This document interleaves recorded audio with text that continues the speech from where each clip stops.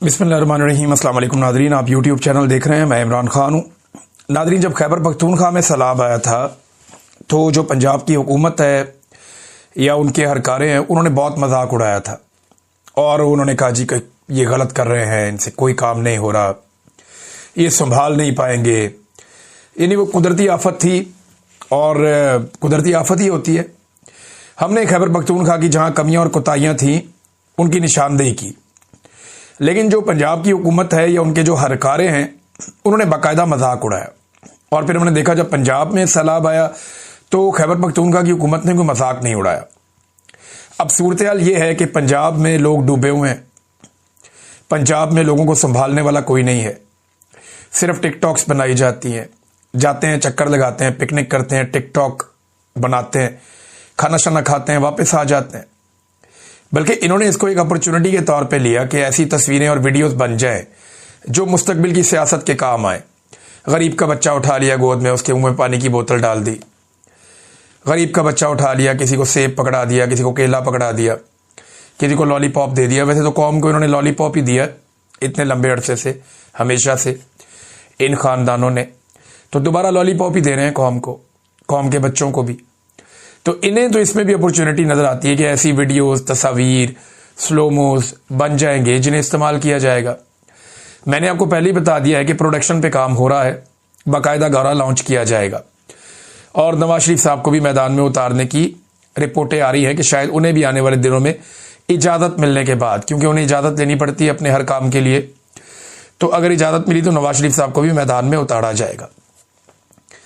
अब हुआ यह है कि खैबर पख्तूनख्वा की हुकूमत जिसका मजाक उड़ाया गया, उन्होंने अब तक जो पैसा दे दिया है अवाम को, यानी उन्होंने सारा पैसा अवाम को दे दिया बकौल हुकूमत के। आज़ाद ज़राए से मैं एक आधे दिन में चेक कर लूंगा। खैबर पख्तूनख्वा में मेरे बेशुमार दोस्त हैं, जहां पे ये फ्लड्स आया वहां पे भी मेरे दोस्त रहते हैं। मैं पता कर लूंगा फ़ोन करके कि क्या हुकूमत ये सच कह रही है या सिर्फ एक उन्होंने आदादो शुमार जारी किया। लेकिन वो ये कहते हैं कि हमने जो लोग जहां बहक हुए उन सबको हमने पैसे दे दिए 20-20 लाख फीकस, जो जख्मी हुए उन सबको हमने दे दिए 5-5 लाख फीकस, जो घर तबाह हुए उन्हें 4 लाख से 10 लाख रुपए तक दिए, जो जुजवी तौर पे घर तबाह हुए उन्हें 1 लाख से 3 लाख रुपए तक दे दिया, और खुराक की मद में हर घर को 15,000 रुपया दे दिया। ये अब उनका कहना है। खैबर पख्तूनख्वा की हुकूमत का उनका ये दावा सामने आया और वो कह रही है जी हमने डिजिटल अदायगी की है, इसकी शफाफियत है, आप इसे चेक कर सकते हैं। लेकिन पंजाब हुकूमत ने अब तक क्या किया, किसी एक फर्द को भी ऐसी मदद नहीं पहुंची।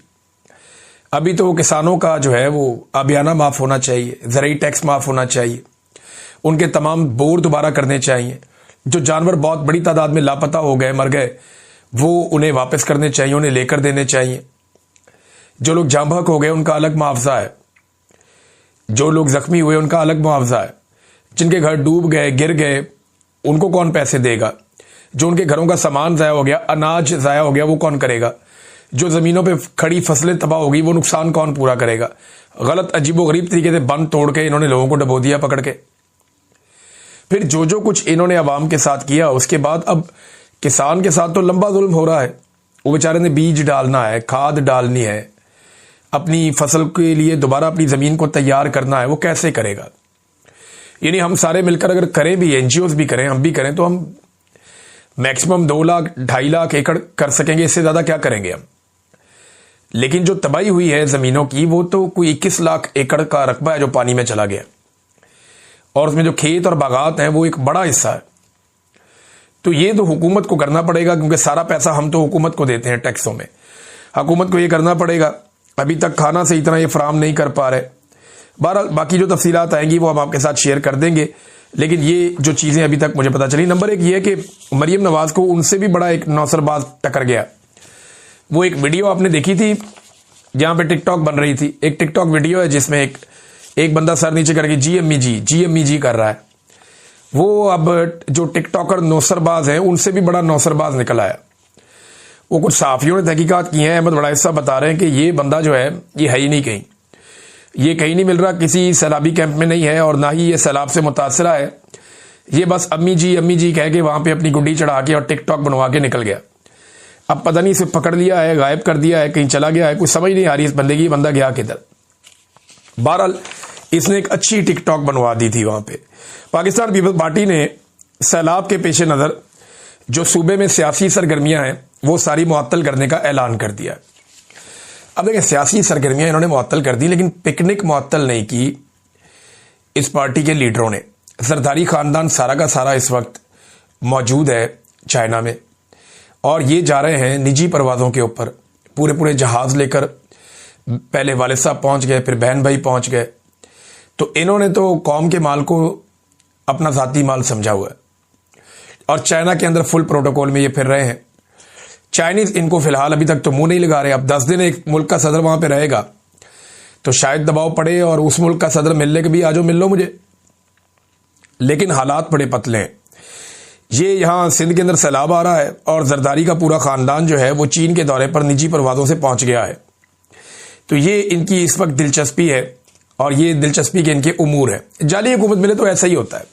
अच्छा, बड़ी खबर एक और है नादरीन, वो तो बहुत बड़ी खबर है। कॉमनवेल्थ के बारे में मैंने आपको पिछले वीलॉग में बताया था, रोला बहुत पड़ा हुआ है पाकिस्तान में कि कॉमनवेल्थ के जो ऑब्जर्वर्स थे, जो उनके ऑब्जर्वर्स आए थे इलेक्शन को देखने के लिए, उन्होंने एक रिपोर्ट बनाई थी। वो रिपोर्ट जो है वो छापी नहीं गई, उसको छुपा दिया गया, और ये रिपोर्ट किया गया एक अमेरिकन पेपर में, और उसमें दावा ये किया गया कि इस रिपोर्ट को रुकवाने में मिलिट्री एस्टेब्लिशमेंट का फायदा था पाकिस्तान की, और मिलिट्री एस्टेब्लिशमेंट ने धांधली की, और उसके बाद ये रिपोर्ट थी, इस रिपोर्ट को रुकवा दिया गया, ये नहीं छपी। अब ये रिपोर्ट नहीं छपी तो इसका फायदा पाकिस्तान में जाली रजीम को हुआ है। उन्होंने वो सारी तफसीलात बताई, मैंने आपको पिछले वीलॉग में बता दी हैं। अब वो कंफर्म कर रहे हैं कॉमनवेल्थ। वो कहते हैं जी कि बिल्कुल हम इस बारे में आगाह हैं कि ये रिपोर्ट जो है वो अभी तक पब्लिक नहीं हुई, लेकिन आने वाले दिनों में हम इसको पब्लिक कर देंगे। और वो कह रहे हैं इस रिपोर्ट के बारे में हमने पाकिस्तान की हुकूमत को और पाकिस्तान के इलेक्शन कमीशन को ये रिपोर्ट हमने पहले ही भिजवा दी थी, मुकम्मल रिपोर्ट, और ये अभी पाइपलाइन के अंदर है तो जल्दी पब्लिक हो जाएगी। सवाल ये पैदा होता है कि इससे पहले जो रिपोर्टें थी वो तो इलेक्शन हो गया तो 10-15 दिन में, 20 दिन में पब्लिक हो जाती हैं, 1 महीना मैक्सिमम। यहां इलेक्शन हुए तकरीबन अब तक जो टाइम गुजर चुका है वो बहुत लंबा है। इलेक्शन को हुए 2.25 साल हो गए ऑलमोस्ट, और 2.25 साल के बाद अब ये रिपोर्ट जो है कह रहे हैं कि आने वाले दिनों में शाया की जाएगी, और वो भी तब जब इसके बारे में खबर छप गई। एक और हैरत अंगेज बात है, वो ये है कि पाकिस्तान तहरीक इंसाफ ने बतौर जमात अभी तक इस मामले के ऊपर कोई खास आवाज नहीं उठाई। कुछ लोगों ने सोशल मीडिया पर रोला डाला है, तैमूर झगड़ा साहब है, बाकी कुछ और लोग हैं, उन्होंने थोड़ी बहुत आवाज उठाई है, लेकिन बतौर सियासी जमात जैसे इन्हें रोला डालना चाहिए था, तहरीक इंसाफ ने इस पर शोर नहीं मचाया, बल्कि टैग करना चाहिए था कॉमनवेल्थ को, इन लोगों को, उनके ऑब्जर्वर्स को, और उन्हें कहना चाहिए था कि आपकी रिपोर्ट किधर है भाई, इलेक्शन के बारे में आपने क्यों नहीं छापी अभी तक। लेकिन ये शहबाज गिल साहब और शहजाद अकबर साहब, ये दोनों पाकिस्तान से बाहर मौजूद हैं, और पीटीआई के वो लोग जो एस्टेब्लिशमेंट के टट्टू बनते हैं बाद औक़ात, वो शहबाज गिल पे और ये जो बाहर बैठे हुए लोग हैं जिनमें शहजाद अकबर हैं, इन दोनों को यूट्यूबर कह के चढ़ाते भी हैं, और इन दोनों पे तनकीद भी करते हैं कि जनाब ये बात नहीं बनने देते, ये हमारी डील नहीं होने देते, तो उनको इस बात का तकलीफ है। तो अब देखें, इन दो लोगों ने ये मामला उठाया ज्यादा। मेरी ओवरसीज पाकिस्तानियों से कुछ मुलाकात हुई है यहां बरतानिया में, और मुझे कुछ मैंने खबरें इकट्ठी की हैं, वो मैं आपके साथ शेयर कर लेता हूं अभी। एक तो आसिम मुनीर साहब का प्लान बन रहा है बरतानिया आने का, यानी यहां पे एक जलसा टाइप एक करने का, एक ऐसा प्रोग्राम करने का जिसमें वो पब्लिक से इंटरेक्शन करेंगे ओवरसीज पाकिस्तानियों से।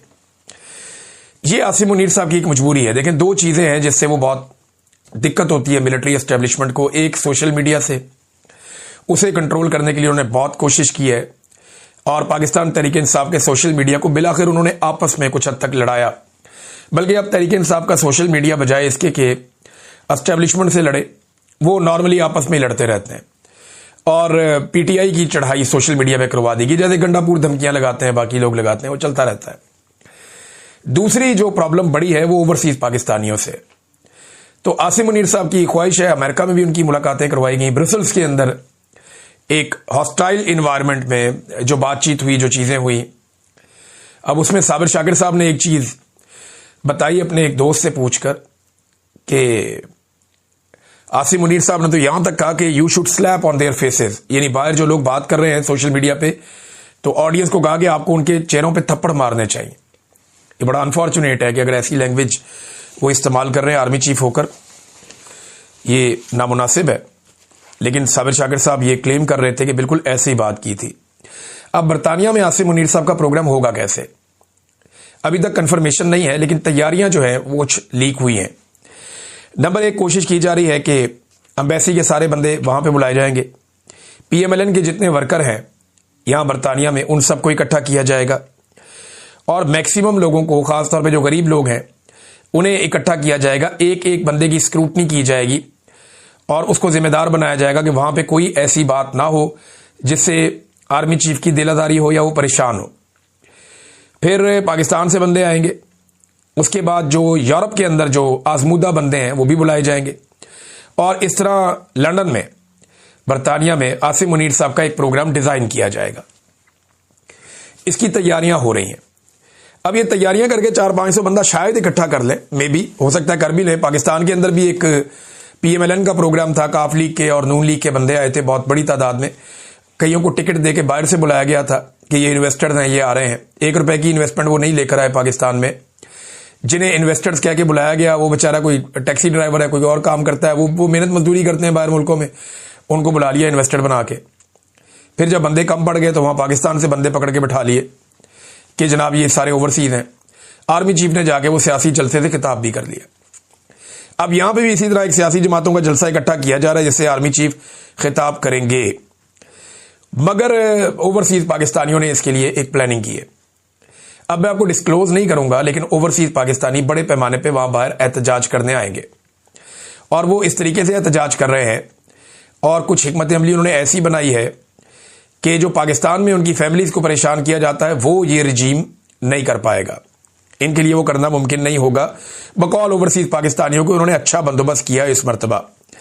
लेकिन अभी तक जो है यहाँ बरतानिया में जो एस्टेब्लिशमेंट है पाकिस्तानी, उन्होंने अभी तक फाइनल नहीं किया कि क्या वाकई आसिम मुनीर साहब को बुला के ये वाली सारी कार्रवाई होगी या नहीं होगी। अगर तो ये सारा हो जाता है, लेकिन बतौर आर्मी चीफ उनका काम क्या है कि वो यहां पे आए और आके एक पब्लिक गैदरिंग से खिताब करें? कोई काम ही नहीं है। दिफा का काम है, जाएं अपना काम करें। मईशत के अंदर घुसने का कोई काम नहीं है, फॉरेन पॉलिसी में घुसने का कोई काम नहीं है, ओवरसीज पाकिस्तानियों में या पब्लिक में घुसने का कोई काम नहीं है। उनका अपना काम है। क्या आपने सुना कभी रशिया का, इंडिया का, चाइना का, बांग्लादेश का, इनके आर्मी चीफ आए और आकर ओवरसीज कम्युनिटीज से खिताब करते फिरे? ऐसा तो दुनिया में कहीं नहीं होता। लेकिन पाकिस्तान वो वाहिद मुल्क है जिसके आर्मी चीफ को सारा कुछ अलाउ होता है और वजीर आज़म साथ लेकर आता है कि आओ जनाब करो, मैं आपका अर्दली। अब सूरत-ए-हाल ये है कि पाकिस्तानियों को ये कहा जा रहा है एस्टेब्लिशमेंट की जानिब से, ये पहले भी कहा गया कई दफा, आज मुझे लोगों ने बाकायदा कंफर्म किया, ये भी बताया किस किसने कहा। वो कहते हैं जी हमें कहा जा रहा है कि आप नवाज शरीफ को गालियां दे लें, शहबाज शरीफ को दे लें, मरियम को दे लें, जरदारी को दे लें, मौलाना को दे लें, आप सियासतदानों को जितनी मर्जी गाली दें, बस आप आसिम मुनीर साहब को कुछ ना कहें। हमारी ये ख्वाहिश है कि आप सियासतदानों को गंदी गालियां दें, कुछ भी कहें, ये इसी काबिल है, लेकिन आप आसिम मुनीर साहब को कुछ ना कहें तो हम आपके लिए गुंजाइश पैदा कर देते हैं, आप अपना एहतजाज कर दें, हम अपना प्रोग्राम कर देते हैं। लेकिन जो ओवरसीज हैं उन्होंने कहा जी कि हमने कंपेन चलानी, एक नो एक्सटेंशन, यानी एक्सटेंशन के खिलाफ एक तहरीक चलाने का वो इरादा रखते हैं ओवरसीज पाकिस्तानी आने वाले दिनों में। दूसरा, जो कॉमनवेल्थ के खिलाफ भी एक एहतजाज की कॉल जो है वो अब शुरू होने जा रही है, इसके ऊपर गौर कर रहे हैं ओवरसीज पाकिस्तानी के कॉमनवेल्थ ने रिपोर्ट क्यों नहीं अभी तक जारी की, इतना अरसा क्यों छुपा कर रखी, इस पे भी वो एहतजाज करने जा रहे हैं। और जो पाकिस्तान में बरतानवी सफीर है उनके हवाले से मैंने देखा और सुना कि ओवरसीज पाकिस्तानियों के बड़े तहफ़्फ़ुज़ात हैं। वो ये कहते हैं, हमें महसूस होता है कि जैसे पाकिस्तान के अंदर जो बरतानवी सफीर है वो शायद पाकिस्तानी मौजूदा रजीम का हिस्सा है और वो इस तरीके से चीजें करती हैं कि पाकिस्तान में डेमोक्रेसी को, यानी उन्हें लगता है जिन लोगों ने डीरेल किया है वो उनके साथ ज्यादा उनको देखा जाता है या वो उनकी गुड बुक्स में है। अब इस पे जो है वो ओवरसीज पाकिस्तानियों के बड़े तहफ़्फ़ुज़ात हैं। वो कहते हैं जी हम कुछ खतूत भी लिखने वाले हैं और अपने अपने एमपीज को भी हम लिखेंगे, अपने अपने इलाकों में जो एमपीज हैं उन सबको लिखेंगे और हम इस पे एहतजाज भी करेंगे, आवाज भी उठाएंगे। अब ये चंद चीजें हैं जो ओवरसीज पाकिस्तानी आने वाले वक्त में करने जा रहे हैं। इसमें एक चीज मैं आपको और बताऊं कि आज के दिन में तोशाखाना 2 केस भी लगने वाला है अडयाला जेल में। तो केस लगता है तो वहां पे अंदर लोग भी जाएंगे। जब जाएंगे तो इमरान खान बोलेगा, जब इमरान खान बोलेगा तो सब सुनेंगे और फिर सब उसी को दोहराते रहेंगे। तो आज का दिन आप ज़हनी तौर पे तैयार रहे कि अगर तोशाखाना वाले केस में लोग अंदर पहुंच गए और इमरान खान साहब को बात करने का मौका मिल गया तो याद रखिएगा बड़े पैमाने पे आपको बयानात सुनने को मिलेंगे। और आज आपको अगर उनकी फैमिली, उनकी बहनें अंदर गई तो फिर आपको बहुत सख्त स्टेटमेंट सुनने को मिलेगा। अगर बहनों को रोक दिया गया, मीडिया अंदर गया तो फिर भी आपको तगड़ा स्टेटमेंट कुछ सुनने को मिल सकता है। लेकिन अगर मखसूस लोगों को भेजा गया तो फिर शायद जो स्टेटमेंट आप तक पहुंचे वो सेंसर करके आप तक पहुंचे।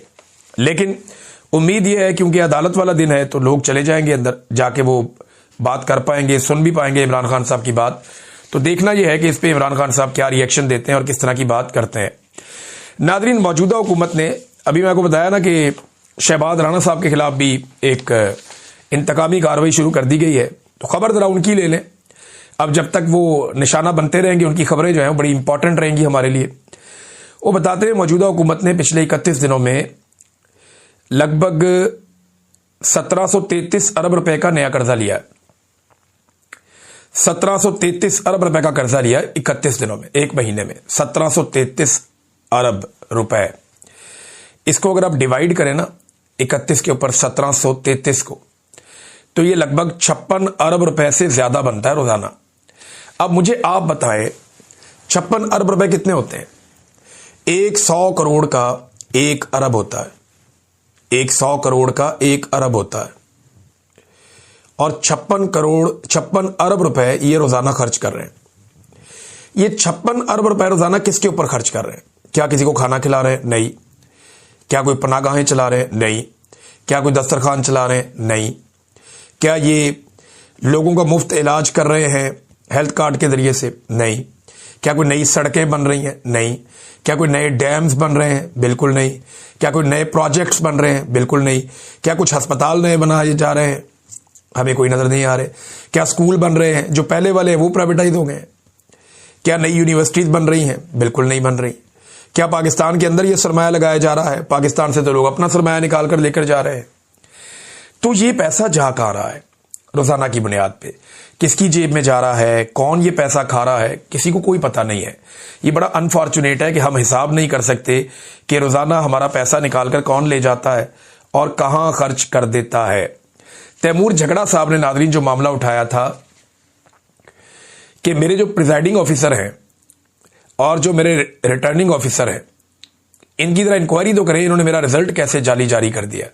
एंटी करप्शन ने मामला उठाया और नतीजे पे पहुंच गई और वहां पे गवाहियां भी आ गई कि इलेक्शन चोरी हुआ है। साथ ही इलेक्शन कमीशन बीच में आ गई, जी एंटी करप्शन को मना करें, ये काम नहीं कर सकता।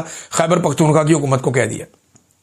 अब झगड़ा साहब खैबर पख्तूनख्वा की हुकूमत को कह रहे हैं कि मैं उम्मीद करता हूं कि आप ऐसा नहीं करेंगे और खैबर पख्तूनख्वा की मिसकंडक्ट की तहकीकात में मुदाखलत नहीं कर सकता इलेक्शन कमीशन ऑफ पाकिस्तान, क्योंकि इन तहकीकात का जारी रहना जरूरी है।